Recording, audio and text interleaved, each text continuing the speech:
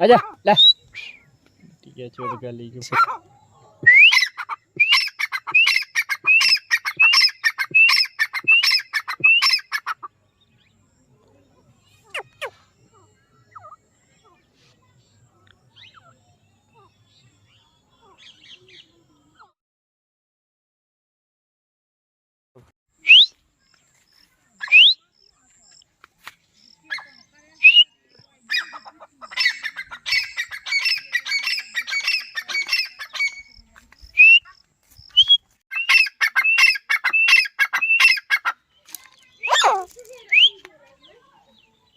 कोण तो लाईक